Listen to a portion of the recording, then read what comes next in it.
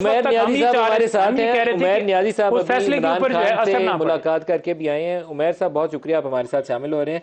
आज इमरान खान से मुलाकात के बाद क्या ये कन्फ्यूजन या इबहाम दूर हुआ कि कौन नामजद किया जाएगा चेयरमैन की पोजीशन के लिए? हाँ जी, नामजद तो डे वन से खान साहब ने खुद किया था, तमाम से मुशावरत हुई थी। बेसिकली ट्यूसडे को जब मीटिंग हुई थी 5 पार्टिसिपेंट मौजूद थे, जिसमें बैरिस्टर अली जफर थे, मैं था, गौहर थे, शोएब शाहीन थे और मरवत साहब थे। तो खान साहब ने तमाम जैसा ऑप्शन केसेस की डिस्कस करके, क्योंकि डिस्क्वालिफिकेशन का इशू एट हैंड था, जजमेंट सस्पेंड होती है नहीं होती, ये इशू सारों को डिस्कस करके सिंबल के इशू पे खान साहब रिस्क नहीं लेना चाहते थे। तो वो डिस्कस करके तमाम ऑप्शंस के जी, एक अली जफर साहब ने सजेस्ट किया कि ऑप्शन हो सकती है कि फैमिली से हो। खान साहब ने कहा मैं हेरिडिटरी के टोटली अगेंस्ट हूँ, ये मेरी आइडियोलॉजी के अगेंस्ट है। तो फिर उन्होंने खुद ही नाम बैरिस्टर गौहर का प्रपोज किया था। अली और जफर आज साहब ने भी किसका नाम लिया था?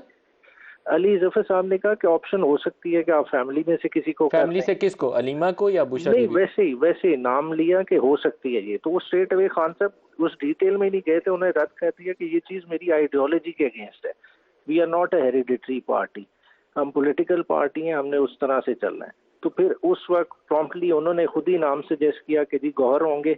और ये भी नहीं कि गौहर साहब को परमानेंट चेयरमैन आ रहे हैं, ये एज ए टाइम बीइंग एक स्टॉप कैप अरेंजमेंट है जब तक हमारी जजमेंट नहीं सस्पेंड होती। क्योंकि आपको पता है ईसीपी ने डायरेक्शन दी हुई है कि 20 डेज में हमने इंट्रा पार्टी इलेक्शन कराने हैं। टू मीट बिल्कुल दैट ठीक है। रिक्वायरमेंट हमने ये कर रहे हैं, और इंशाल्लाह ताला ये प्रोसेस सैटरडे को हम कंप्लीट कर लेंगे।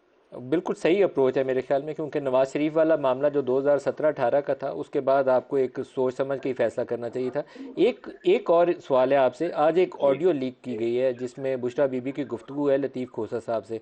है तो ज़ाती गुफ्तगू, किसी की ज़ाती गुफ्तगू रिकॉर्ड करना खिलाफ कानून है, उसके ऊपर कार्रवाई होनी चाहिए। लेकिन उस गुफ्तगू के नतीजे में जो तासुर सामने नज़र आता है कि कुछ तकसीम मौजूद है अलीमा खान और बुशरा बीबी के दरमियान में, उसके ऊपर कमेंट करना चाहेंगे?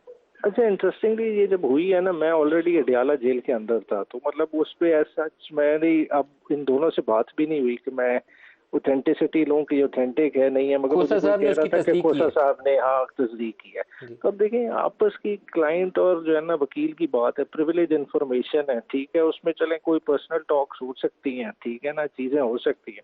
मगर मैं नहीं समझता कि दोनों बहुत बैलेंस खातून है। मतलब इस तरह के इश्यूज मैं नहीं समझता कि कोई ओवरऑल कोई लार्जर स्कीम ऑफ थिंग्स में इफेक्ट कर सकते हैं। क्योंकि खान साहब का जो देखे ना, उन्होंने अपनी प्राइवेट लाइफ और पॉलिटिकल लाइफ को टोटली सेपरेट रखा हुआ है।